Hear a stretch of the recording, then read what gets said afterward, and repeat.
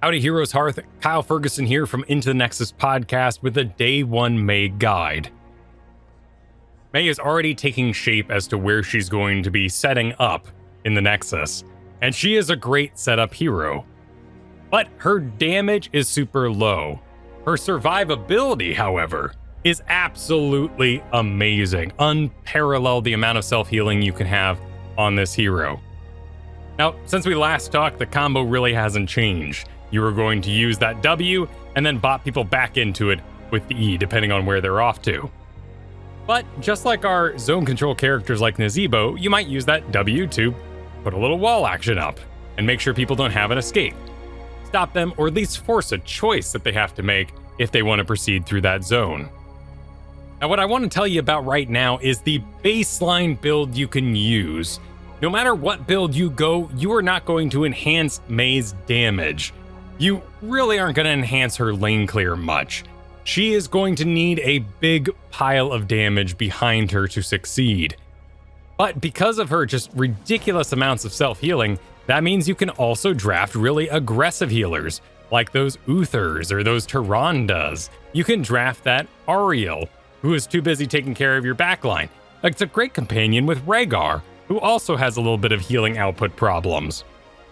Anytime you go deep and you've made a mistake, you just pop inside that Cryofreeze. But just like Johanna, even though she has a blind, she's more weak to sustain. These shields on Cryofreeze allow you to weather a big amount of burst damage. However, if the enemy is constantly poking at you over and over again, they're going to wear you down.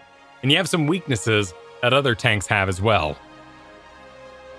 So let's get into that basic build and you can branch out from there. Level 1 heat transfer is just great. You're going to do a little bit of bonus auto attack damage, and we can take advantage of this with a stack at 13. But for now, each time MEI stuns or slows an enemy hero, she heals. So with this talent, you can be out in front. You can advance with full health. And as you lose that little bit of health, every single application of slow is going to heal you. So this snowball heals you. Every single one of these ticks from your blizzard heals you along the way. This slow from your pop heals you. All of it is going to give you a lot of bonus sustain healing, which is what you're going to need out there, so your supports can take care of the DPS, not spending the whole game healing you, the tank. This isn't World of Warcraft. Up next, Crystallize. Reduce the cooldown of Cryofreeze by 15 seconds. MEI gains 50 spell armor, while Cryofreeze is active and for 2 seconds after. Shields like this are already going to be amazing into things like Burst. Allowing you to get a big ol' shield and absorb incoming skill shots is going to be really beneficial to your backline. And the spell armor is even better here, of course. You're going to be really good at that thing we just talked about, absorbing spell damage and poke. But the true easy to use function is that it's going to reduce the cooldown of Cryofreeze by 15 seconds. That's going to take us down to a 25-second cooldown. It is extremely easy to predict when the enemy is not going to be able to fight for the next 25 seconds. 40 seconds, however, is a bit harder of a call.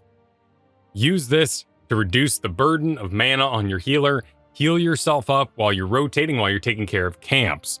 Help your team stay high mana and high resources by taking care of your own healing. You will have another Cryofreeze for the upcoming team fight. Level 7.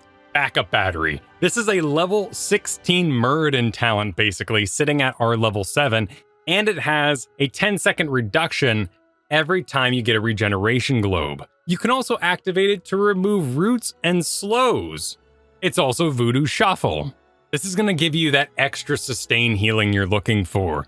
Listen, there are other damage talents you can take with MEI, but if you survive long enough, you'll do more damage anyway. You ever seen a top damage Stitches?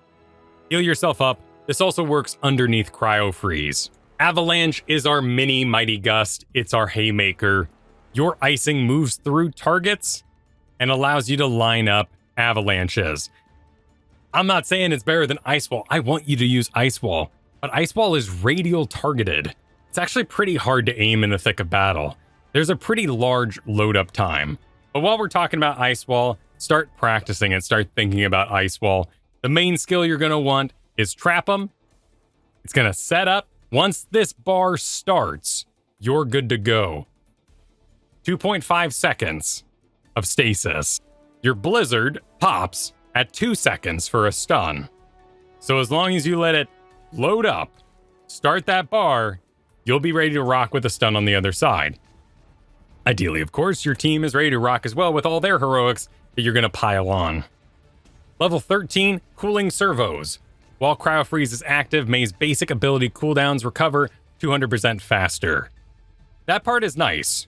You're probably going to engage on the back line, get busy back there, be blinding, moving around, and then as you dodge all that damage, you will help yourself have another bit of control and a big escape on the other side. It's very easy to use, but it stacks with our level 1. Basic attacks slow by 20% for 1.5 seconds. This is the very first basic attack, every basic attack. So every auto attack is going to be healing you. Every single one. You need a big heal? It's already part of your kit. You need 3 more kinds of heals? You have them. 16 is a really interesting choice. Accumulation is just going to be your passive easy one. Every time MEI stun slows, hey, we're already doing that in the first place, you increase the damage you deal, and you increase the healing you receive. And this works on all your percent-based healing as well. Also affects your basic attack heal that we put together with the level 1 and level 13 stack. At max, you're getting 10 armor. Well, you got shields, you got healing increase, you got 10 armor. You are greatly increasing the effectiveness of your healing and your shielding. For every point that you heal, the enemy has to remove that much more health with 10 armor on you. At level 20, I encourage you to take up Cascade. I'm not a big fan of the Snowblind snowballs. They don't really do a lot, but we're going to reduce the cooldown of Avalanche by 25 seconds. That puts it in a sweet spot, and we can use it every single fight for every single pick we can get. I would encourage you to avoid Flash Freeze. It's just going to make you a bad tank. There are those extremes where the entire enemy is just putting everything into MEI. And if that's winning for you, Flash Freeze is going to work out. But if you're dying in fights and you're not winning those fights, there's already a bigger problem. Try to get picks with Cascade. Start with this build, branch out from there. Some of these other damage talents are really interesting. They're very cute. But if you're living on top of the enemy team, you're going to be performing auto attacks and way more damage in the first place than something like Ice Storm is going to provide you. There is a very interesting building disable build available to you where you can get up to a full 6 seconds of building disable. This is also a blind build, so if you're fighting something extreme like a Fury Varian, Polar Vortex is very cool, but the range on it is super duper short. Here's your auto attack range. And here's your range on Polar Vortex. It's basically a lightning shield. While it does stack with our level 1 talent we were talking about, since it slows, it also can stack with Accumulation, which can be really cool. The majority of the time, you're not going to be occupying such close spaces to the enemy because you're a ranged tank. MEI isn't so different from many of the heroes we already have, so a lot of her counters are things that already exist. She has very, very high health. And when she uses Cryofreeze, she is going to be stationary.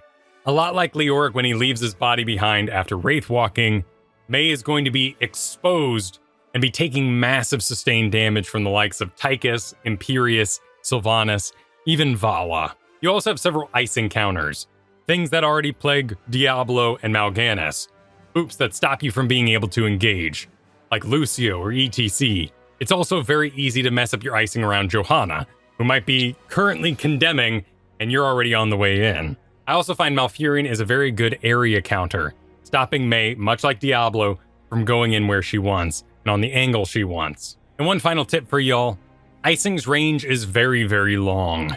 This means that you can use it to sort of wrap around terrain. You are going to end up where you intend to go, it's just going to be a little confusing how you get there. So use terrain to navigate. People are always going to take the shortest distance using pathing. So when they go around the corner, don't aim where you think they're going to be. Aim on the other side of the terrain and let the terrain guide you around the corner. Enjoy MEI. She's an awesome main tank. She's an awesome first pick right now. If you already put a lot of work into tanks like ETC, like Johanna, she's going to click for you fast. The aggression from learning things like Diablo is going to help you out. Because of her lane clear, because of her damage output, I'm not going to declare her busted. Just a solid tank. Thanks for watching. Don't forget to like and subscribe. Ring that bell. I'll see you soon with more Learn to Play Heroes of the Storm videos.